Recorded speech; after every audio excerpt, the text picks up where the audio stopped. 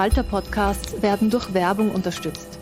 Das hilft bei der Finanzierung unseres journalistischen Angebots. Falter Radio, der Podcast mit Raimund Löw.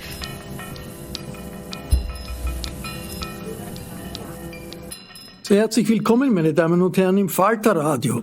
Sie hören heute Martin Wolf, den Chefkommentator der Financial Times, über die Krise des demokratischen Kapitalismus. Martin Wolf ist einer der wichtigsten wirtschaftspolitischen Kommentatoren der angelsächsischen Welt. Sein Vater hatte 1937 Wien in Richtung Großbritannien verlassen müssen. Ein großer Teil seiner Familie wurde in den Jahren danach von den Nazis ermordet. Wolfs neues Buch trägt den Titel The Crisis of Democratic Capitalism.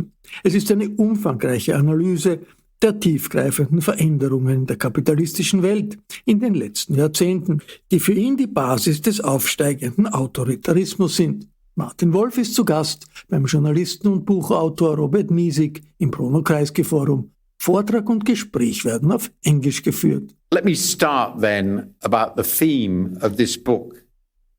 When I started to think about the crisis of democratic capitalism, which is of our political economic system.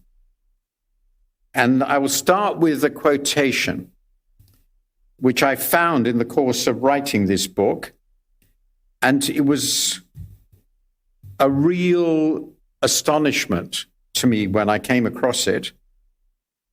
And I will read the quotation and then I will tell you where it comes from. Those of you who have looked at my book will know, but I can't help that. So it is clear then that the best partnership in a state is the one that operates through the middle people or the middle classes. And also that those states in which the middle element is large and stronger in possible than the other two together, by which the author meant the very wealthy and the poor, or at any rate stronger than either of them alone, have every chance of having a well-run democratic constitution. And this quote comes from Aristotle's Politics. So I thought, though Aristotle was wrong on so much, still he was one of the two founders of Western thought, I think, and I felt very happy with this quotation.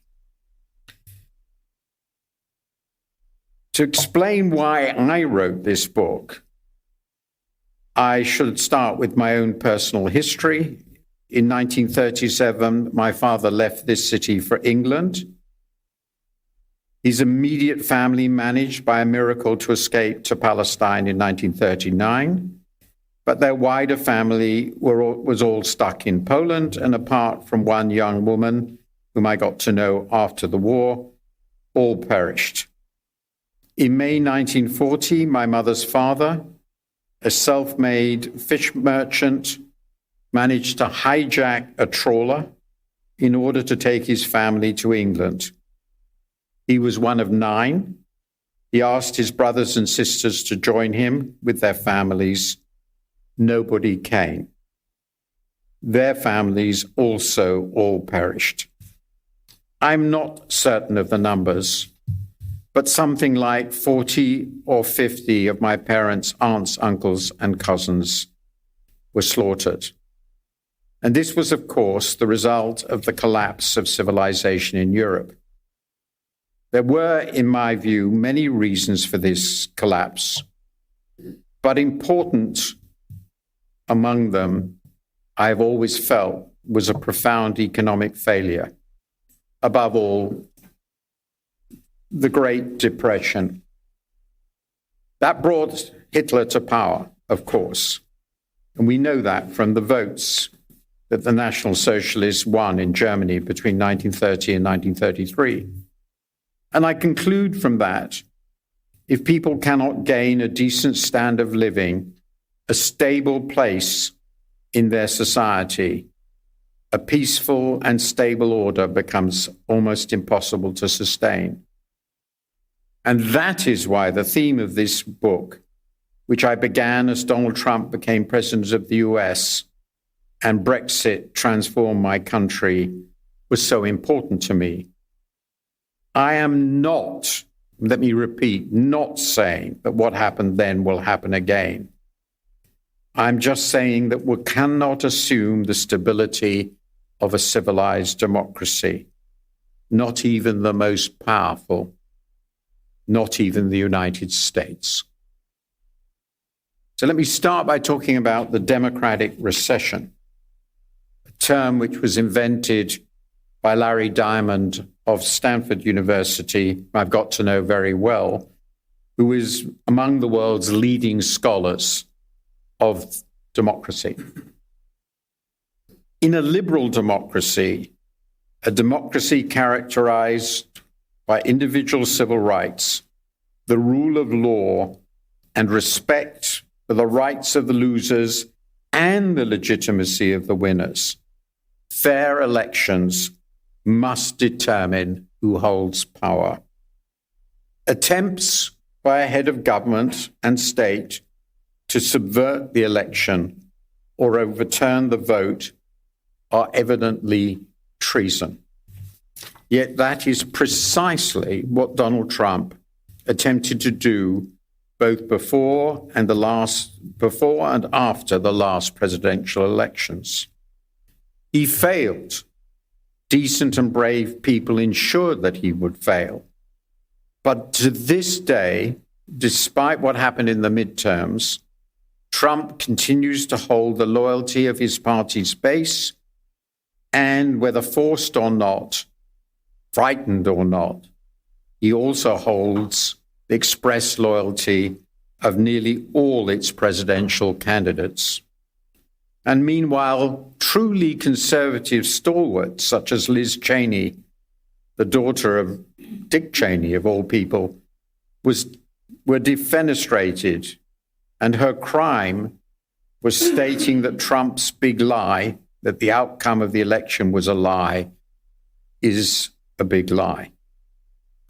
So the Republican Party, one of the two main parties in the world's foremost democracy, the bulwark of democracy in the 20th and 21st centuries, is no longer committed to the most fundamental of all democratic norms, respect for fair and free elections. Yet how can a democracy survive if people think, as they do, that the only thing that matters is winning?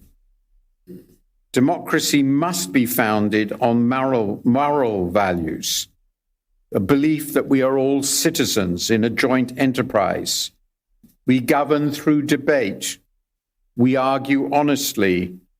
With these values gone, what can be left in a society but violence? And Trump is, alas, far from alone, though he's clearly the most important figure by far. Freedom in the World 2022 from the independent US watchdog Freedom House, published every February, has reported a 17th consecutive year of decline in the global health of liberal democracy. The democratic recession noted by Larry Diamond more than 1.5 decades ago looks a bit like a democratic depression, at least if you look at the global picture. The decline has occurred in all regions of the world, notably in the fragile democracies that emerged after the Cold War.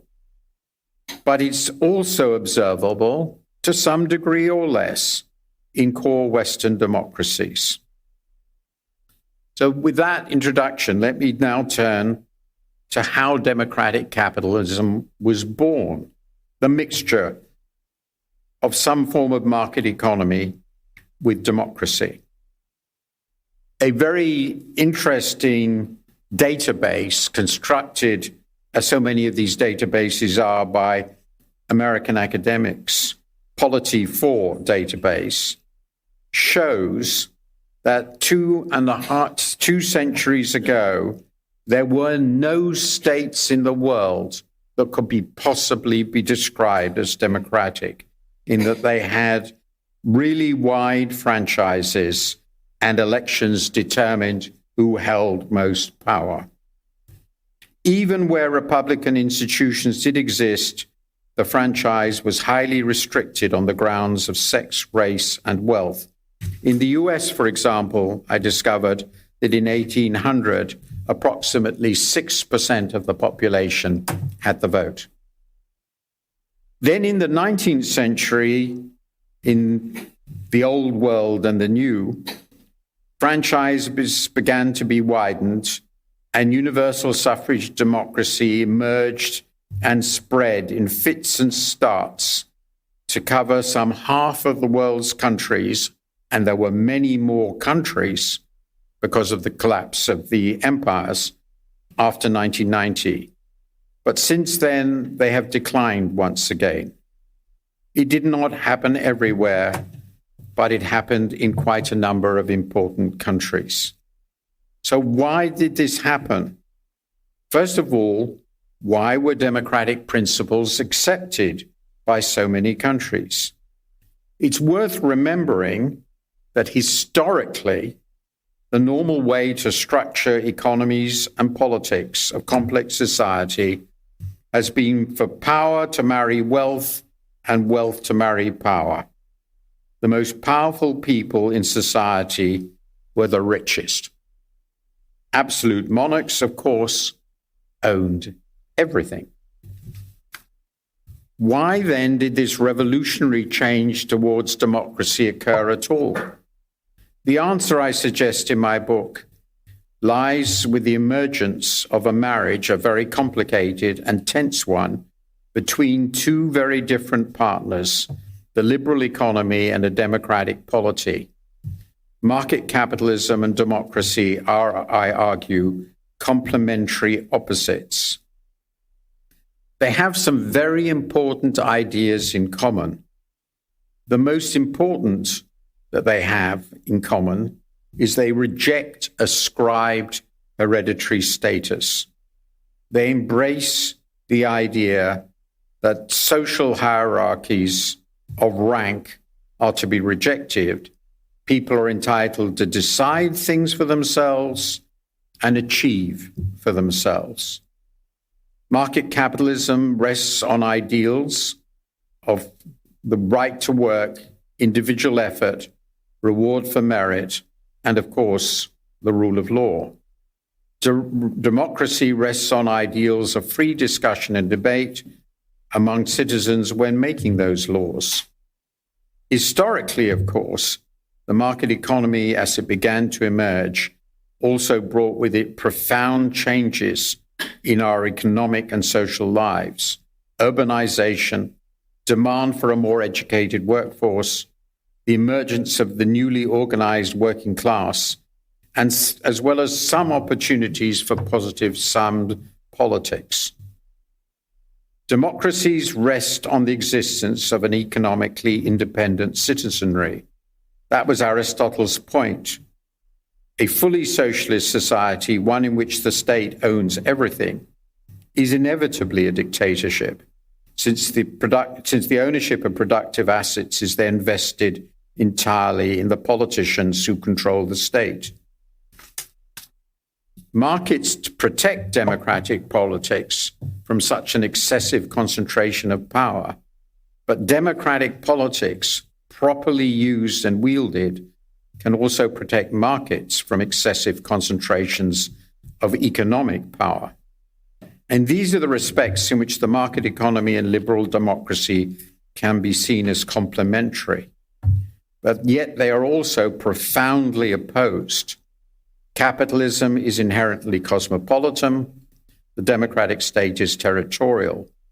The market is the domain of exit. Democracy is the domain of voice.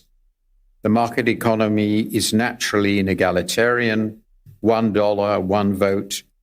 Democracy is egalitarian, one person, one vote. Tensions between capitalism and democracy are inevitable. Above all, if the economy fails to serve the interests of the majority, the sense of shared citizenship will fray, and populist demagogues are certain to emerge. Such populism is not, in my view, necessarily lethal for democracy. On the contrary, it's perfectly good so long as it takes the form of a justified hostility to predatory elites. But often it transforms into hostility to pluralism itself, and pluralism is an essential element in any democracy. In that case, democracy is transformed into a plebiscitary dictatorship, and ultimately a dictatorship tout court, in which the dictator insists, I am the people. Alternatively, at the opposite side, the concentration of wealth can lead to plutocracy, as wealth is once again transmuted into power.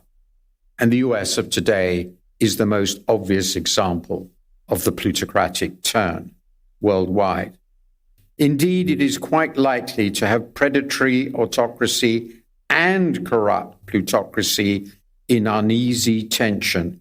That was, after all, the governing system of the Roman Empire. In sum, democracy and the market are married to each other, but it is a difficult marriage, as so many are. And good politics consists of making the marriage work. Now, let me discuss what's happened in the high-income democracies.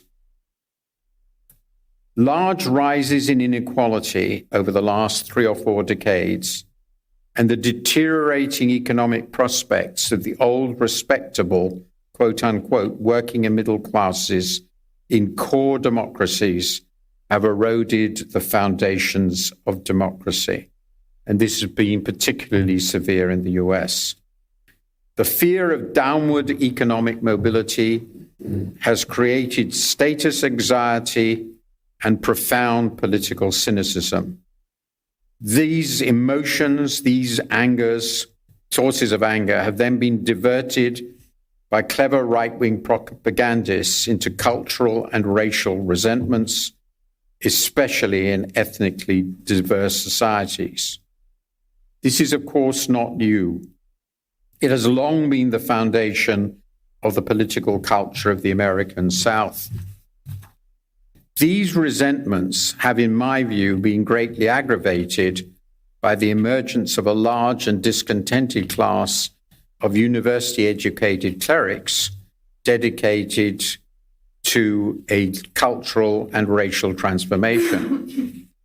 This identity army of the left now clashes with and unfortunately motivates the majoritarian silent majority identity army of the right, creating a cultural clash in many of our societies. The emergence of the new media have facilitated all these trends, indeed worsened them greatly. A big question is what has happened to create what I call status anxiety. In the long run, I believe economic change has played a central role, particularly deindustrialization, rising inequality, falling productivity growth, and so forth, falling rates of growth, of rates of improvement of our standard of living. It is an intriguing fact that the US and UK are the most unequal of the big high-income democracies, and they have also had some of the most potent populist politics. Now, the Chicago University economist Raghuram Rajan argued that many of these trends were papered over, it's a very good book he wrote about 15 years ago, by the huge credit expansions of the 80s, 90s, and early 2000s. But those credit expansions blew up in the financial crisis. The scale and visibility of that crisis and the subsequent rescue of the banks and bankers convinced many that the elites were both corrupt and incompetent. And after the financial crisis, and this is not widely known, there were dramatic shortfalls in growth rates of the standard of living across many in high-income countries. To take the US, for example, because it's the most important, GDP per head in 2022 in the US was roughly 20% lower than it would have been if the pre-financial crisis GDP trends had continued.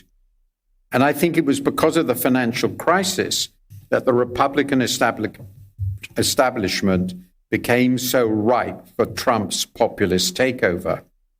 But in truth, what happened discredited the establishment in both parties.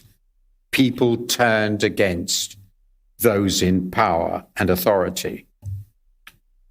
The shift towards skill-intensive sectors and technologies, deindustrialization of the labor force, globalization, and the rise of China were the product of and reflection of powerful underlying economic forces, very difficult to resist. But in my view, and this is explained at length in my book, there is also substantial evidence of the emergence of what I call rentier capitalism, with declining competition, growing monopoly, and unbridled self-seeking by corporate executives, particularly in the financial sector. Furthermore, the role of money in politics, especially in the US, has eroded the tax base and the effectiveness of regulation, as well as the extent to which democracy reflects the opinions and desires of the majority. No wonder people are so cynical. So where are we now with democratic capitalism?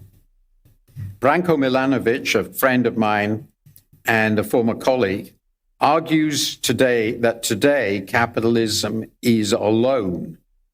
It has won. Nobody thinks there is really an alternative.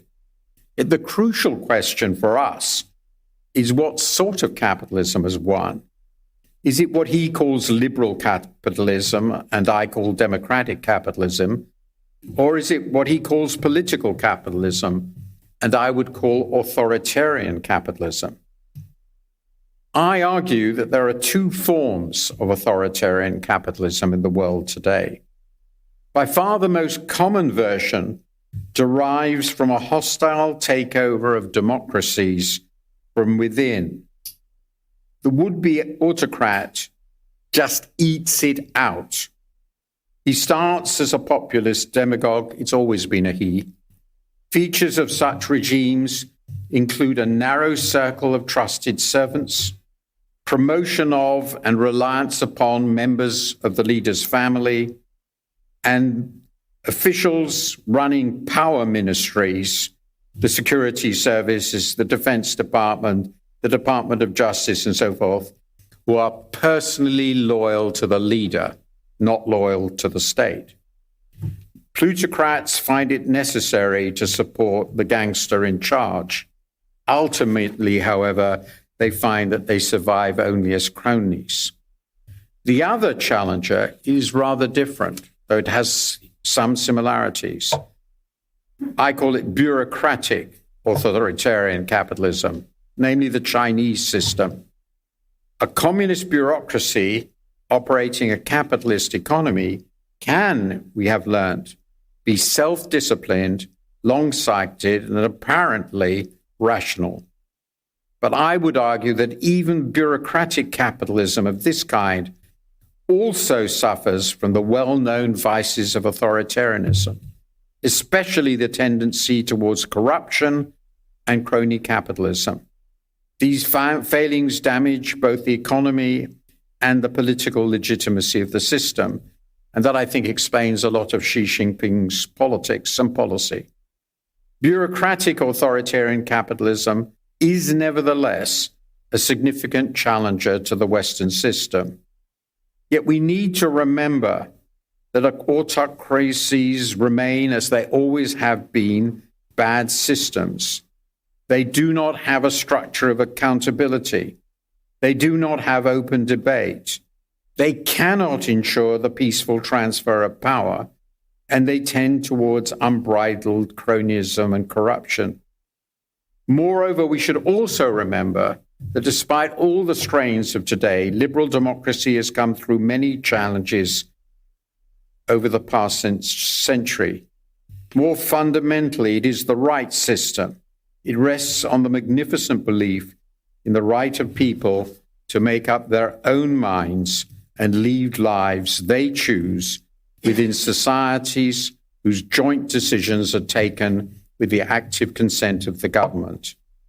So if I may conclude, the renewal of democracy and capitalism, and I won't go into all the detailed suggestions in my book, which is very lengthy, the renewal of democracy and capitalism must be animated by a simple but powerful idea, indeed the core notion of democracy, and that is citizenship, shared citizenship. If democracy is to work in the long run, we cannot think only as consumers, workers, business owners, savers, or investors.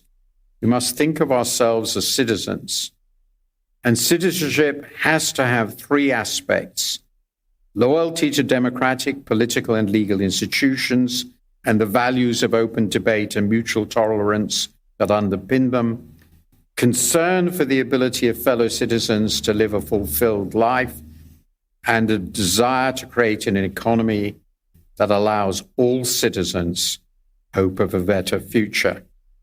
And that, I think, at least for me, is my manifesto for the future. Thank you.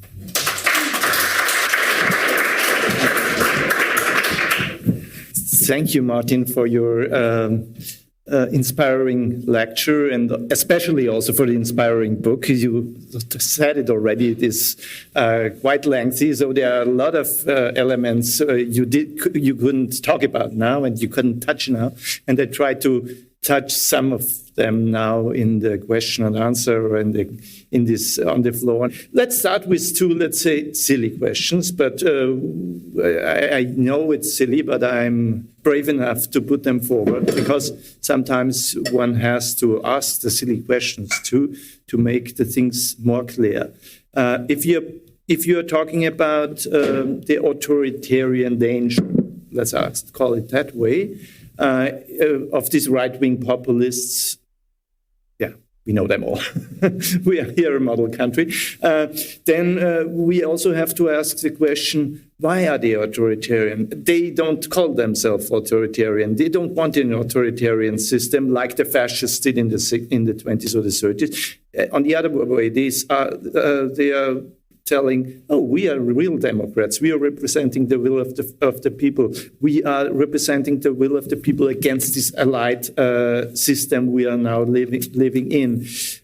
Can we really call them? What's authoritarian on them? And maybe are they right? Maybe they are right. Why are they authoritarian? So I think my test of whether a system has moved to become authoritarian, which is, of course, as I stress, for a whole host of reasons, nothing like the authoritarian regimes of the first half of the 20th century, including, of course, the communist regime, is whether there are any plausible assumptions under which they can lose an election. And that is to say, is there control over the institutions of the state, over the judiciary, over the business elite and therefore the flow of money in politics, over the media, namely who they put in charge of these things, such that in practice it is impossible or nearly impossible for an opposition to win. And I think we can think of a fair number of countries where we're pretty close to that. And there are some where it was very close, but actually it turned out, Brazil is an interesting example, and America last time, that actually the institutions of democracy are sufficiently strong that genuine electoral competition is possible. But that's clearly one part of the program, as I've discussed it, of the modern authoritarian. or illiberal, if you like. The best books are on that topic, and they're very good, are co-authored by Daniel Ziblatt of Harvard, whose work, How Democracy Dies, discusses this at great length.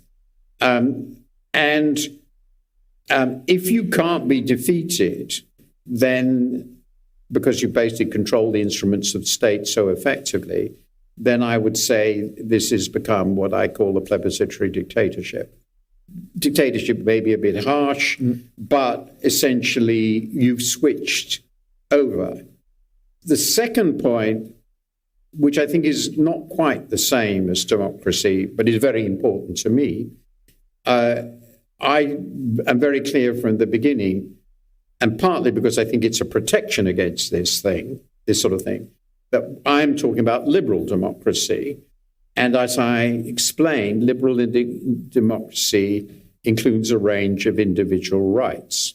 Now, I believe these individual rights of assembly, rights of free expression, and so forth, protection against certain forms of discrimination, so forth, are good in themselves. Therefore, there are things we should cherish.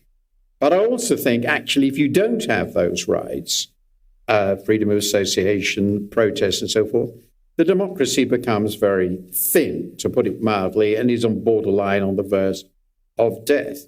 So my answer to the people who tell me that they represent the will of the majority is they may have done so, if the people understood it, when they were elected, but 10 or 13 or 15 years later of rigged elections, is it really a democracy?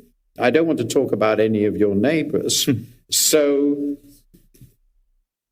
one of the best examples close to us in a very, very important country is Turkey. Is Turkey a democracy? Mr. Erdogan would insist exactly what you say. And it may be even true.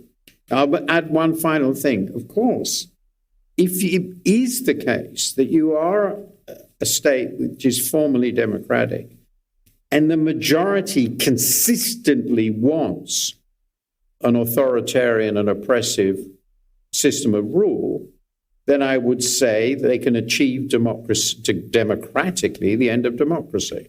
But that's where they're going to go.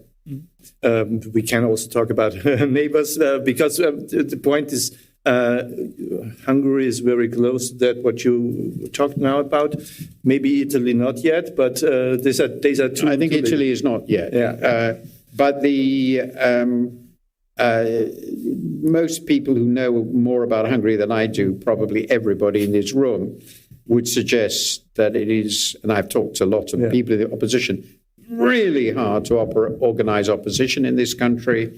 And in that case, it's not a democracy.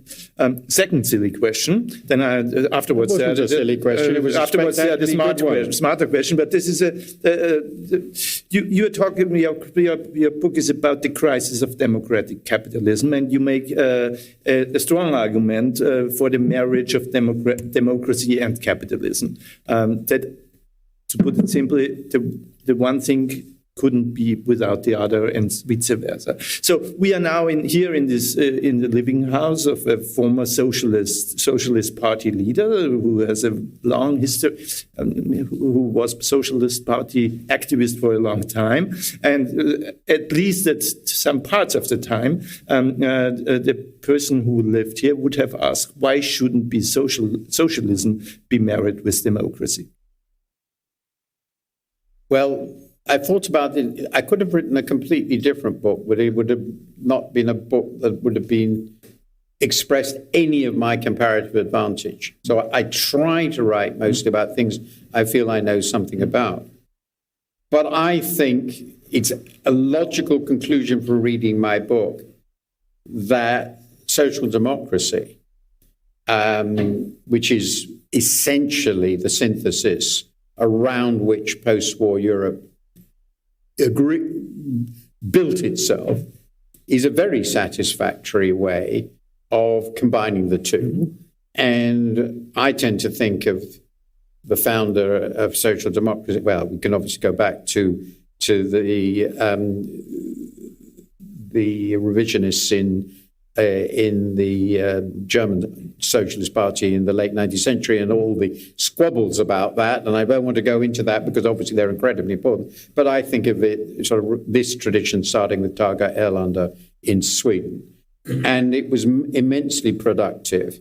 And I think the distinction between social democracy and pure socialism, pure is absolute. And the existence of private property is part of that. And so in response to what you say, I'm not saying that I gave an a priori set of arguments in my lecture. There's much more in the book about the difficulty of making genuinely competitive politics in a society in which all wealth is controlled by the state. Because it means the political leaders control all wealth. And that has two consequences. One, they control everybody's lives. And two, if they lose everything. And that's really important. If you're in a society in which if you lose power, you lose everything you have, that becomes really pretty scary. And people like that don't allow it to happen. And that then leads to my crude empiricism, which is, well, it just never happened.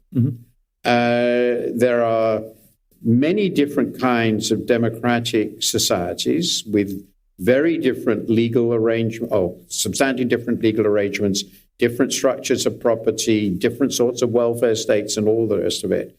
But a society without a market system coordinating a sizable part of the economy that is also a vigorous and competitive and stable democracy does not exist and has never existed. So I would suggest that quite apart from my a priori arguments, evidence is telling us that this doesn't work. Now, you could argue, I'll make this the final point, of course, that's just because the people who wanted to create a fully socialist country were fanatics who wanted to establish complete control over everything. So in some sense, it attracted the people who behaved that way. That's Lenin. But that, of course, is just another way of saying the same thing. Now to the more difficult questions. In your book, you make clear that the crisis and the crisis of legitimacy of liberal capitalism is very strong connected to more and more insecurity in the lives of the people. And also in their expectations about this future, if they have still some kind of security, but feel it's not stable in the future. If the expectation of the future became darker and darker, then we have also an emotional arrangement, which makes the dangers for democracy stronger. So you told us already you started with writing with your book with 2016, and as everybody knows who read the book, you finished it sometimes in 2022. Something happened since the war, the inflation crisis, there's much stronger feeling of insecurity. In Austria and Germany, real wage losses of 4%. These are huge elements. What do you think? How can you comment on that? Because they changed something very strongly since you finished your book, and not for the better. Yes, I thought when I was writing this book that, which shows that I was too optimistic in this respect, is that it was pretty clear, if you looked at the data, that you had a big problem in the US and UK. Yeah. You had a pretty big problem in France, which is long-standing, and a pretty big problem in the UK, in Italy. But I would have regarded, to take the two examples, Germany and Austria, as highly successful societies with fully functioning economies and and a stable consensus, partly rooted in historical experience around the idea of preserving democratic norms, because after all, they'd had some experience, if in the fading past, of the opposite. But your point, and I can read polls too, is that that isn't true. Mm-hmm. And it underlies, it's not in my book because, as I pointed out in subsequent writing, obviously the last few years have seen a series of shocks, which were not enormous in scale, but in the short time period into which they were compressed. Three major crises in 3 years is very rare. Unrelated crises, that's what's so interesting, and has destabilized things further. But it comes against a background of profound economic changes, which are also triggering very profound social changes, which are bigger and longer standing, and a lot of them I do talk about. Mm-hmm. But I would say it's worse. Now, so let me give you one example of this. When I'm thinking, I wrote about tech and all this. So we are in the verge now. I won't talk about AI or those three. We're on the verge of the complete transformation of the motor vehicle industry. Mm-hmm. It's completely obvious. It's been obvious to everybody who thinks about it for years, but people in a very important country next to you really didn't want to think about it, or not very much. And at the end of this revolution, the motor vehicle industry invented by Mr. Benz in the late 19th century will have disappeared in large measure. And that is going to create for Germany, a stupendously large, a very large adjustment shock, which will hit precisely the sort of middle class that is the bulwark of a stable democracy. And I have no idea how this will play out, but it worries me. And that's just one example of a shock that is just starting. So we're going to have a fourth shock, by the way, which is a series of industrial revolutions driven by the electrification of the world and AI, such that 10, 15 years from now, I expect our economies to look quite different from what they do now. Mm-hmm. And the winners will not be the people I care about here. Mm-hmm. And that is very, very concerning. So the problems these people we are talking now, the problems they have is first economic problems. The problem, deindustrialization, unemployment, maybe, or losing job security. Certainly losing job security. Losing the emergence of insecure employment is an important theme. Yeah, and losing the wage level. There might be a lot of different problems. So it's the first thing. The second thing is that many people in the last decades already had the impression that not only their lives is become more difficult, that they are also they are losing respect. So we are touching now already these cultural questions, because it's an economic question, but it's also connected with the cultural questions. If you feel disrespected, if the people have the impression they are others, they are in a higher status, they are looking back down on me. So how should this change? In the course of writing this book, I came to think more and more about this. And if I had thought about it more when I started, I might have structured it a little bit differently. But I make what I think is a very important point. Perhaps it is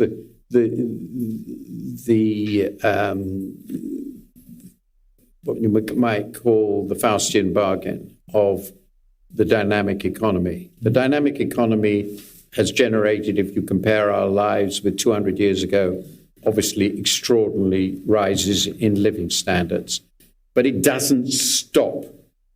And in the process of changing the economy, it changes society unbelievably powerfully and very, very quickly. So it's now obvious to me, it should have been obvious before, that in the last 40 years, there has been a profound transformation of what I suppose one might call the class structure of our society, in favor of what people sometimes call knowledge workers, and then people who are mostly go to university, who get increasing their suffering from the same problem. I won't go into that, but they have benefited very much from the development of the economy. And one of the consequences of this, and I got this in the book, but not enough, is we have a new class which is immeasurably, well, let's come to, bigger and more influential, though it's not a majority, than their forebears were. And the way I capture this is very simple. So when I went to university, 5% of British young people went to university. 5 years before I went to university, it was 2%. This is a long time ago, but in my lifetime. Now it's close to 50. Mm-hmm. And so we have created a huge class with very powerful expectations, very modern attitudes and values, which is moving towards not a majority, but a hugely powerful minority, predominantly under 50, well, overwhelmingly under 50, under 40, who will be the future, right? And they are really different from the people you talk about, because the experience they've gone through, the sort of work they do and capable of, and the way they think about it is really different. And at the same time, I've got data on that, the decline of the working class in their core functions, above all, working in industry, well-paid job, has been rapid. I mean, really, really rapid. And it was one of the great surprises I discovered that Germany's labor force, though from a higher level, has deindustrialized more rapidly than ours in the last 20 years. That's a tremendous shift in power and influence in our society from one group of people who were the core of our society, the dominant factor in social democratic parties and so forth. The trades unions were immensely powerful. They still are in some countries, but they're still in decline. To another. That's one change. Now, I'll mention another one, which is, I think, the greatest single change in our societies in my lifetime, which is the transformed role of women, which I think is absolutely wonderful. But of course, it's a function of profound economic change. And the traditional male advantage in the economy was simple muscle power. A lot of the work men did in the 19th and early 20th just demanded a lot of effort before they died. That's completely and utterly irrelevant now. The economic change has facilitated a profound social change. And in most of our societies now, the future implications of this are fatty. The great majority, I mean, really significant majority of people who are graduating from university are women. Mm. This is another colossal transformation. Reactionary politics against these things, which is a large part of what we're seeing, is, I now feel, was probably inevitable. And we just didn't think enough about it. But if the economies had worked well, if society had seemed well run, if the people in charge had seemed competent and decent, we might have managed this better. But they weren't, and we didn't. And now we are where we are, surrounded by a very, very large number of people, really large number of people, who are angrier than I ever imagined. And once you get that, they will vote for anybody. But the social change you described now, to put this argument further, would mean that the share of the population of people whose economic outlooks are positive is greater and greater, and the share of the population with the economic outlooks and prospects are worse, they're becoming a minority. So then we don't have a democratic problem. I think there are two problems with that. One, we're at a crossover. Mm-hmm. So I think all the old people in Britain who voted for Brexit are dying. Mm-hmm. So 30 years from now, I suspect it's actually true, just numerically, by the way, since it's now 7 years since the vote, that if you held the same vote and the same groups voted in the same way, the outcome would be the opposite. Because the younger then who are now older, and they haven't changed their minds, interestingly, which is as far as we know. So that's optimistic. Mm-hmm. However, there is a downside to this, which is that we have created in a lot of our societies a very large fringe group. I don't know whether this is true in Austria, but it's certainly true in Britain and America, of people who've gone to university and who didn't go to the right universities. And they have these attitudes, which is generally, I think, positive. But they're not getting the jobs they hoped for because the things they were being trained for have not grown to the degree they hoped. And I'm afraid the AI revolution is likely to make that much worse. Mm-hmm. So we could easily find, I hate being so depressive, that the deindustrialization process continues for all the automation of everything. But it is not clear to me that the new class in its scale is going to be a very happy one. And certainly in our society, I don't know how this works, and in America, the young, educated feel, a result of a whole slew of economic and social change, also very disadvantaged and very angry. It's just their anger comes out in a different way. What that will look like 10, 20 years from now, I don't know. But I don't think, it doesn't feel to me when I look at these groups that anyone except the top 1% or 5%, whatever it is, are going to be really happy. I just want to ask two more questions, and then the audience has the possibility. You are bringing forward in the second part or in the last parts of your book some proposals what has to be done. The analysis, we have this crisis of democratic capitalism because we created a broken system with much more inequality, predator system, financialization, all of that. And you describe very convincingly that the political elites, but also the functional elites and also the economic elites were responsible for that. And then you have proposals how to fix it. Maybe you can touch some of these proposals and also answer the questions, how should this work with the same elites who broke it already? Well, that I think is a much more interesting question than the former. and it's the question I ducked because the reason I ducked is I don't know the answer. So I'll give you a verse. But I didn't have the nerve to go into this because I don't regard myself as a sufficient expert. So how does political change happen? Well, first there have to be motivated large groups who will support relevant changes and demand relevant changes. I think that a necessary condition for that, and I think it's what Joe Biden thought, is to renew the alliance between very broadly defined the intelligentsia and the working people. And when I think back on social democracy, and certainly in most of the countries I know, that was the alliance. Of course, the relative weight of the different groups has changed.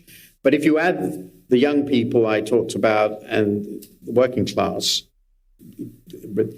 they're a majority.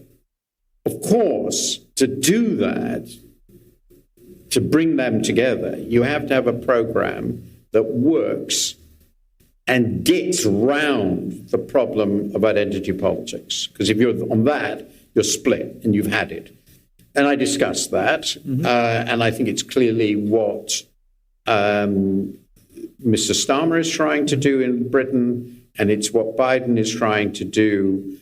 And it's not hopeless, but it turns out to be very, very difficult because Scholz also did this with his Respect election campaign.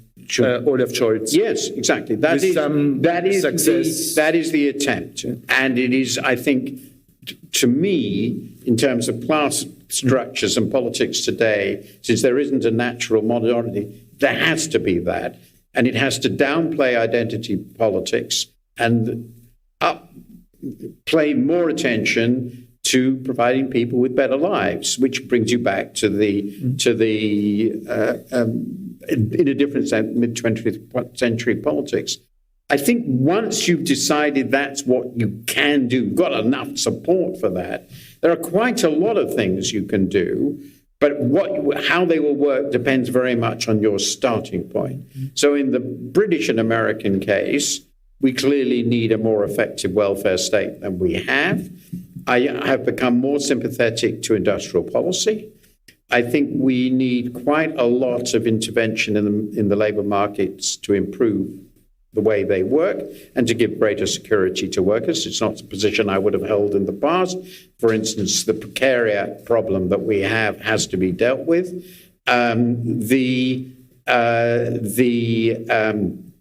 I'm not in favour, but I'm open to persuasion of universal basic income, but there are circumstances in which we would have to go there.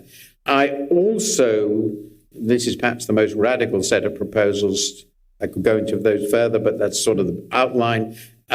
What you do in Austria, I have no idea. So I'm not going to even mention that. So we don't even. But I mean, I don't know how these things work. I also hope, if we sustain democracy, if we sustain it, that the emptiness of the radical right's promises will emerge, as has happened in Britain with Brexit.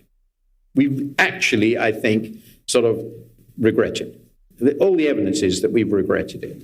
I mean, the only point in Austria, we are regretting it already the third time. Oh, well, so I can't. People forget. I can't do anything about if people don't learn. That is, of course, a risk.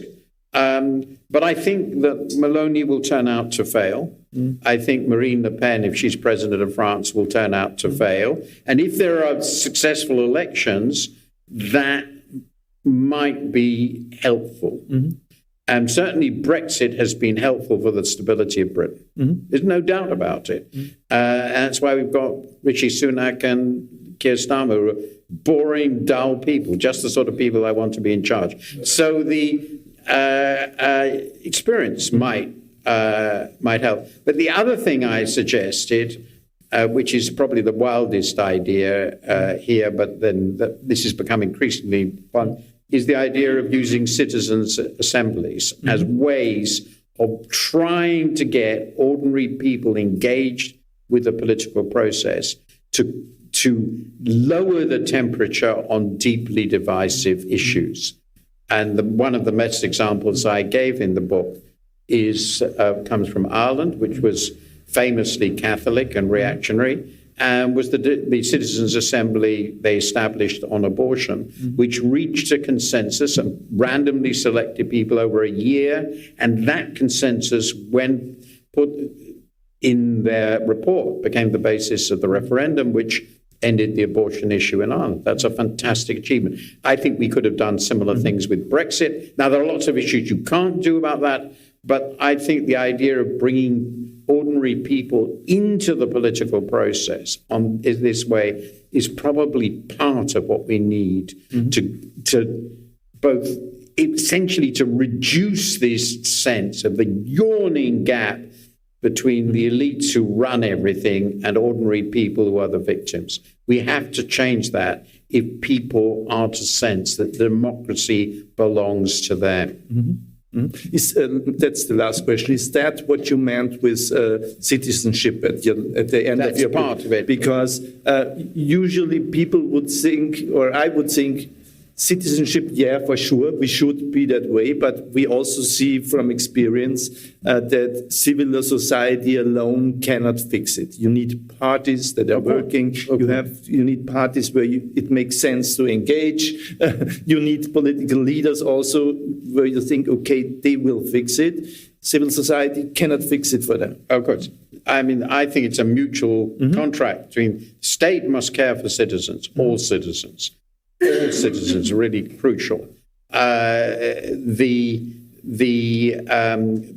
of course, citizens need to be more engaged. Now, this then gets to the question of the future of political parties, the funding of political parties. I think, at least in the Anglo-American setup, their funds either come from very rich people or they are grossly inadequate, therefore they can't. So I do believe in state funding of political parties, particularly think tanks that are associated with them. There has to be an active effort to increase the capacity of political parties to engage both with the people and with the